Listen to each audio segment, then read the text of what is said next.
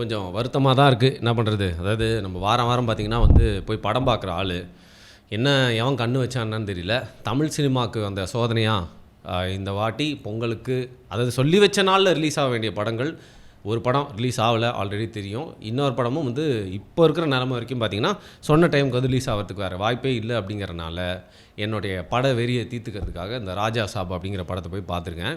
நான் மட்டுமா பார்க்க போகிறேன், நிறைய பேர் போய் பார்க்க போகிறாங்க. ஏன்னா அந்த வீக்கெண்ட் அப்படிங்கிறனால இந்த படம் தான் இப்போதைக்கு இருக்குது. அப்படிங்கிறனால தமிழும் ரிலீஸ் ஆகிருக்கு, அதனால தமிழில் போய் பார்த்துருந்தேன். இந்த பிரபாஸ் நடித்த, மாளவிகா மோகன் நடித்த ராஜா சாப் படத்தை, அப்புறம் நிதி அகர்வால், அப்புறம் விடிவி கணேஷ், சஞ்சய் தத், வரலட்சுமி சரத்குமார், இந்த மாதிரி வந்து போமன் இரானி பல பேர் நடித்த இந்த ராஜா சாப் படத்தை பற்றின ரிவ்யூ தான் நீங்கள் பார்க்க போகிறீங்க.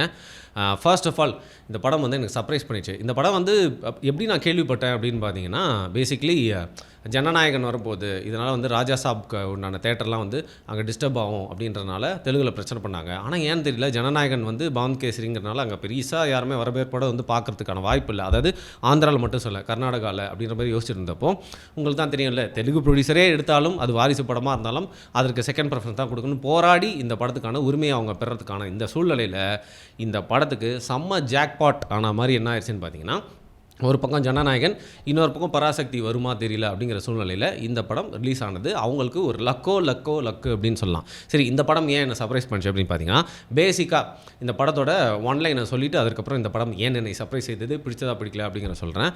ஸோ நம்ம பிரபாஸ் வந்து பார்த்திங்கன்னா அவர்களோட பேராசைக்காக தன்னுடைய தாத்தாவின் ஒரு பெரிய சொத்து பங்களாவை வந்து வித்துடலாம் அப்படின்னு சொல்லிட்டு வந்து போகிறாரு. பட் அங்கே போனோன்னு தான் தெரியுது இவர் நினச்ச மாதிரிலாம் நடக்காது.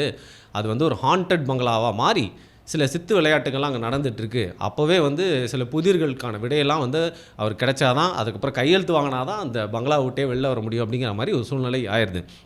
இப்போ ஏற்பட்ட சூழ்நிலையில் பேய் அங்கே இருக்குது அப்படிங்கிறத தெரிஞ்சுக்கிட்டு எப்படி ரியாக்ட் பண்ணார், அதற்கப்புறம் என்னென்ன பிரச்சனைகள்லாம் வருது, பேயால் வரக்கூடிய பிரச்சனைகள்லாம் தாண்டி இன்னும் சில மனிதர்களால் என்னென்ன பிரச்சனைகள்லாம் வருது, அதை இவர் கூட இருக்கவங்களோட ஹெல்ப்போடு எப்படி இவர் வந்து முடிச்சுட்டு வெளில வராரு அப்படிங்கிறத வந்து பார்த்திங்கன்னா மிகவும் காமெடியாக வந்து ரொம்ப ஒரு ஜாலியான ஜானராக வந்து சொல்லியிருக்காங்க. ஸோ இதுதான் இந்த படத்தோட ஒன்லைன். ஸோ பேசிக்கலி எனக்கு ஏன் சர்ப்ரைஸ் ஆச்சு அப்படின்னு பார்த்தீங்கன்னா, பிரபாஸ் எல்லாம் நான் வந்து பார்த்திங்கன்னா அதுக்கு முன்னாடி ரெபல் படத்தில் நடித்த பிரபாஸ்ன்னு கேள்விப்பட்டிருக்கேனே தவிர்த்து ஒரு முழு நீள படம் நான் பார்த்தது வந்து பாகுபலி தான். அதற்கப்புறம் சாலார், அதுக்கப்புறம் வந்து நடுவில் சாஹோ அப்படின்னு ஒரு படம், அப்புறம் ஆதி புருஷ். இந்த மாதிரி பிரபாஸ் வந்து பாகுபலிக்கு அப்புறம் மோர் தேன் லைஃப் இமேஜிலே வந்து பார்த்திங்கன்னா அவரும் தன்னை கட்டமைச்சுக்கணும்னு நினச்சது மட்டும் தான், அதில் தப்பு இல்லை. ஏன் நீங்கள் பேன் இண்டியன் ஸ்டார்னு பேர் வாங்கிட்டீங்க. அப்புறம் கல்கி அந்த படத்தையும் மறந்துட்டேன். இது எல்லாமே வந்து ஒரு ராஜர் தேன் லைஃப் இமேஜில் அந்த மாதிரியான படங்களாகவே வந்து நடிச்சிருப்பார். அப்பேற்பட்ட பிரபாஸ் இந்த படத்தை வந்து சூஸ் பண்ணதே வந்து பார்த்திங்கன்னா ஒரு பெரிய சர்ப்ரைஸ் அப்படின்னு சொல்லலாம். இந்த படத்தோட டேரக்டர் கூட ஏற்கனவே ஒரு வந்து கை கோத்தது மட்டும் இல்லாமல் ஒரு நல்ல கெமிஸ்ட்ரி இந்த அலையோன்னு தெரியல, இந்த டேரக்டர் இவர்கிட்ட இந்த கதையை சொல்லி வந்து ஓகே பண்ணது அப்படிங்கிறது நிஜமாவே ஒரு சூப்பர் சர்ப்ரைஸ். நான்லாம் எப்படி தெரியுமா இந்த மாதிரி படம்லாம் நடிப்பேன், எனக்குன்னு ஒரு ஸ்டைல் இருக்குது, எனக்கு ஒரு ரேஞ்ச் இருக்குது, ஐம் பேன் இண்டியன் ஸ்டார், எனக்கு அப்புறம் தான் பேன் இண்டியா அப்படிங்கிற பேரே வந்துச்சுன்னு சொல்லிட்டு சீன் போடாமல் இது ஒரு எக்ஸ்பெரிமெண்டலாக அவர் பண்ணியிருக்கிறதே வந்து ரொம்ப பெரிய விஷயம். ஏன்னா தெலுங்கு சினிமாவில் உங்களுக்கு தெரியும், அங்கே வந்து ஒரு அண்ணன் தங்கச்சி சென்டிமெண்ட்டாக இருக்கலாம், ஃபேமிலி ட்ராமா இருக்கலாம், எல்லாத்துலேயுமே கொஞ்சம் மசாலா தூக்கலாக இருக்கணும் அப்படின்னு நினைப்பாங்க. அப்பேற்பட்ட அந்த காலத்தில் வந்து பார்த்திங்கன்னா இவர் தன்னோட இமேஜை உடச்சிக்கிட்டு இந்த படத்தில் இவர் நடிச்சதுக்காகவே வந்து பார்த்திங்கன்னா இவர் சின்னதாக வந்து ஒரு பாராட்டலாம். இந்த படத்தில் அவரோட பர்ஃபார்மன்ஸ்லேருந்து வரலாம், இறுக்கமாக இல்லை பெருசாக வந்து பிரம்மாண்டமான ஒரு கேரக்டர்ஸே செஞ்ச பிரபாஸ் கல்கியிலே பார்த்திங்கன்னா கொஞ்சம் காமெடிலாம் வந்து பண்ணியிருப்பாப்பில். இதில் வந்து இன்னும் அந்த படத்தோட கதைக்கு தேவையான மாதிரி ரொம்ப ஃப்ளெக்சிபிளான ஒரு ஆக்டராகவே வந்து இருந்திருக்காரு. அது மட்டும் இல்லாமல் காமெடி படத்தில், முழு நீள காமெடி படத்தில், ஒரு பேய் படத்தில் வந்து பிரபாஸை பார்க்குறதுக்கு ரொம்ப ஃப்ரெஷ்ஷாக இருந்துச்சு. அதையும் தாண்டி மாளவிகா மோகன், அதுக்கப்புறம் வந்து போமன் இரானி, அண்ட் முக்கியமாக வந்து இந்த படத்தில் வந்து ஒரு பெரிய சர்ப்ரைஸ் அப்படின்னு சொன்னது சஞ்சய் தத் தான். சஞ்சய் தத் போன்ற நடிகர்களை கூப்பிட்டு பல படங்களில் ரோல் கொடுக்குறேன் அப்படிங்கிற பேரில் வந்து பார்த்திங்கன்னா அவர் இது வரைக்கும் வாங்கி வச்சுருந்த ஒரு பேர், அவரோட இமேஜ் எல்லாத்தையும் வந்து உடைக்கிற மாதிரி பல படங்களை கூப்பிட்டு வந்து அவருக்கு மொக்க ரோல் கொடுத்துருந்தாங்க. ரீசெண்டாக கூட ஒரு இன்டர்வியூவில் அவர் வந்து ஒரு டேரக்டர் மென்ஷன் பண்ணி, நான் எக்ஸ்பெக்ட் பண்ணல, தெரியாமல் நான் நடிச்சிருக்கவே மாட்டேன். அவர் மட்டும் இல்லை, அதற்கப்புறம் வந்து கூலியில் நடித்த அமீர் கானும் வந்து பார்த்திங்கன்னா ரொம்ப ரிக்ரெட் பண்ணி பேசினதாக வந்து நம்மளுக்கு தகவல்லாம் வந்து கிடச்சதில்ல. பட் இந்த படத்தில் நிஜமாவே இவருக்கு வந்து ஒரு நல்ல ரோல் தான். அதாவது பிரபாஸ்க்கு அப்புறம் இந்த படத்தில் ரொம்ப நோட்டடான ஒரு கேரக்டராக எனக்கு சஞ்சய் தத் படுது. இதில் வந்து பிரம்மானந்தம் இருக்கார், நான் ஏற்கனவே சொன்ன விடிவி கணேஷ், சர்ப்ரைஸாக நான் எதிர்பார்க்கவே பார்க்கல வரலட்சுமி சரத்குமார் இந்த படத்தில் இருந்தாங்க. அண்ட் நிதி அகர்வால் அவங்க கூட பார்த்தீங்கன்னா வந்து ஈஸ்வரன் படத்தில் ஹீரோயினாக வச்சுப்பாங்களே அவங்க கூட வந்து பார்த்தீங்கன்னா இந்த படத்தில் வந்திருக்காங்க. இவங்க எல்லாருக்குமே வந்து அந்த படத்துக்கு தேவையான என்ன ரோல் கொடுத்துருக்காங்களோ அதை ப்ராப்பராக வந்து பண்ணிட்டு போயிருக்காங்க. ஸோ இந்த படத்தில் என்ன ப்ளஸ் அப்படின்னு பார்த்தீங்கன்னா இதோட ஆப்வியஸ்லி ஃபர்ஸ்ட் ஆஃப் தான். இது வந்து நம்மளை அந்த ஜானர் மூலியமாக சர்ப்ரைஸ் பண்ணது மட்டும் இல்லாமல் சில இடங்களில் காமெடிலாம் சூப்பராக ஒர்க் அவுட் ஆனது மட்டும் இல்லாமல் அந்த ஹாண்டட் கான்செப்ட் ஏற்கனவே நம்ம நிறைய இந்த மாதிரி பூத் பங்களா வந்து பார்த்துட்டோம்.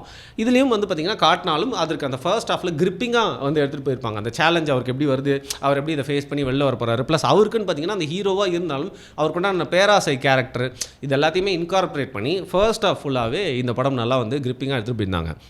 பட் செகண்ட் ஆஃப் கர்ஸ் அப்படின்னு வந்து சொல்லலாம். செகண்ட் ஆஃப் வந்து நிறைய பேருக்கு வந்து பிடிக்கலாம். ஏன்னா நிறைய பேர் வந்து இந்த படம் தான் பார்க்க போகிறேன் அப்படின்ற மைண்ட் செட்டோட மீதி இருக்கிற செகண்ட் ஆஃபை என்ஜாய் பண்ணி தான் பார்க்கணும்னு ஓப்பன் மைண்ட் செட்டோட உட்காந்துட்டாங்க. பட் நம்மளுக்கு ஒரு பாயிண்ட் ஆஃப் டைமில் ஃபர்ஸ்ட் அளவுக்கு வந்து கிரிப்பிங்காக இல்லையே அப்படிங்கிற மாதிரி வந்து பார்த்திங்கன்னா செகண்ட் ஆஃப் ஆரம்பிச்சதுலேருந்தே நிறைய மாஸ் மூமெண்ட்ஸ் இருந்தாலும் சிலதெல்லாம் வந்து பார்த்திங்கன்னா டல் மூமெண்ட்ஸாக வந்துச்சு. ரொம்ப ப்ரெடிக்டபுளாக இது எங்கே போய் முடிய போகுது அப்படிங்கிற மாதிரி தெரிஞ்சது மட்டும் இல்லாமல் ஒரு பாயிண்ட் ஆஃப் டைமில் படம் எப்படா முடியும்னு ஆயிடுச்சு. இந்த படத்தில் பேயோடு நம்ம பார்த்து பயந்தது எது அப்படின்னு பார்த்தீங்கன்னா வந்து இந்த கிளைமேக்ஸும் அந்த கிளைமேக்ஸ்க்கு முன்னாடி அந்த ப்ரீ கிளைமேக்ஸ்னு சொல்லுவாங்கள்ல அந்த ஒரு போர்ஷன் தான். 30 மினிட்ஸு இந்த கிளைமேக்ஸ்க்கு உண்டான அந்த பில்டப்லாம் வந்து கொடுத்து வந்து பார்த்திங்கன்னா நம்மளுக்கே அந்த கிளைமேக்ஸ் உண்டான பில்டப் கொடுத்தோன்னே என்ன ஆயிடும், படம் முடிய போகுதா அப்படின்னு நம்ம நினச்சிடும். ஆனால் முடியாமல் போயிட்டே இருக்குது. ஸோ அவ்வளோ நேரம் நம்ம பார்த்து ஓரளவுக்கு ரசித்த ஒர்க் அவுட் ஆன விஷயங்கள் எல்லாமே வந்து பார்த்திங்கன்னா அதற்கு மேலே வந்து எப்பா ஆளை விட்டால் போதும் அப்படிங்கிற மாதிரி வந்து தோண வச்சிருச்சு.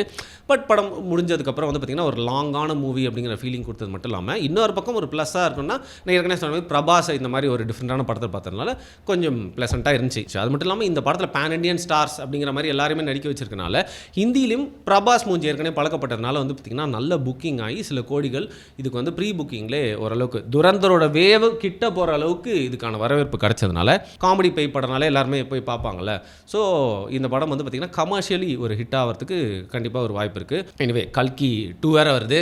அதெல்லாம் சுப்ரீம் யாஸ்கின் கூட வந்து பிரபாஸ் எப்படி டேரெக்டாக சண்டை போட போகிறாரு இல்லை அமிதாப் பச்சன் கூட சண்டை போட போகிறாரா அப்படிங்கிறத இவரோட நெக்ஸ்ட் படம் பார்த்தா நான் அதான் பார்ப்பேன். அதுதான் இவரும் நடிக்கிறாரு அப்படின்னு நினைக்கிறேன். இதில் ரொம்ப கஷ்டமான விஷயம் என்னென்னா ஏற்கனவே சொன்ன மாதிரி நம்ம தமிழில் ரிலீஸ் ஆகிற படமாக இருந்தாலும் அந்த படத்தை போய் பார்த்தா அதாவது ஜனநாயகன் பார்த்தா அது ஒரு கன்னட ப்ரொடியூசர் தான். பராசக்தி பற்றி சொல்லவே தேவையில்லை. அப்படி இருக்கிறப்ப வந்து என்னதான் இருந்தாலும் அது ரெண்டுமே தமிழ் சினிமா. அதோட ஹைப் இல்லாமல் அது வருமா இல்லையா, ஒன்று படம் வரல இன்னொன்று வரலவே இல்லையான்னு தெரிஞ்சப்போ இந்த படம் பார்க்குறதுக்கு கொஞ்சம் கில்ட்டியாக இருந்தது. இருந்தாலும் ஒரு ரிவ்யூ அப்படிங்கிறத தொடர்ந்து நம்ம பண்ணிகிட்டே இருக்கோம். அப்படிங்கிறனால இந்த ஃப்ரைடே இந்த படம் மட்டும்தான் வந்து நம்மளுக்கு ரிலீஸ் ஆகிருக்கு. அப்படின்றனால இந்த படத்தை போய் நான் பார்த்துட்டு வந்தேன். மேபி இஃப் அட் ஆல் நீங்கள் இந்த 2 படமே வராமல் கொஞ்சம் தள்ளி போச்சு அப்படின்னா உங்களுக்கு ஒரு சும்மா என்டர்டெயின்மெண்ட் ஆகணும், பிரபாஸ் படம் என்ன இருக்குதுன்னு நான் பார்க்கணும் அப்படிங்கிற மாதிரி ஒரு ஆவலோடு இருக்கீங்க அப்படிங்கிற பட்சத்தில் நீங்கள் இந்த ராஜா சாப் படத்தை போய் வந்து பார்க்கலாம். அந்த அளவுக்கு வந்து பார்த்திங்கன்னா ஒரு டீசெண்டான மூவி அப்படின்னு வந்து சொல்லலாம். ரொம்ப மொக்கையும் இல்லை, ரொம்ப கிரேட்டும் இல்லை, ஜஸ்ட் லைக் தட் அப்படிங்கிற மாதிரி ஒரு படம். அதையும் தாண்டி எப்போ ஜனநாயகன் வரும்னு சத்தியமாக நம்மளுக்கு தெரியாது. பட் எப்போ வருதோ நம்ம பார்த்துட்டு வந்து அதற்காக ஒரு ரிவ்யூ நம்ம போடுறதுக்கு வெயிட் பண்ணிகிட்ருக்கோம். ஸோ ஜனநாயகனோட லெவல் எப்படின்னா வந்து டான் பிக்சர்ஸ்லேருந்து இப்போ நம்ம வீடியோ பேசிகிட்டு இருக்கும்போதே ஒரு அப்டேட் என்ன வந்திருக்கு அப்படின்னு பார்த்தீங்கன்னா இன்னும் 2 டேஸில் படம் வரும் அப்படிங்கிற மாதிரி வந்து ஒரு அப்டேட் கொடுத்துருக்காங்க. ஸோ பராசக்தி படமும் கண்டிப்பாக நான் வந்து பார்க்க வேண்டிய சூழ்நிலை இருக்குது. ஏன்னா அந்த படம் அரசியல் பேசியிருக்கு அப்படிங்கிறனால பார்த்துட்டு அதை குறித்த ரிவ்யூவும் உங்களுக்கு வந்து கண்டிப்பாக சொல்லுவேன். நீங்கள் ராஜா சாப் படம் பார்த்துருந்தீங்க அப்படின்னா நீங்கள் என்ன நினைக்கிறீங்க, நான் சொன்ன மாதிரி நீங்களும் வந்து அப்படியே ஒத்து போய் ஃபீல் பண்ணுறீங்களா அப்படிங்கிறத மறக்காமல் கீழே கமெண்ட் பண்ணுங்கள். நன்றி.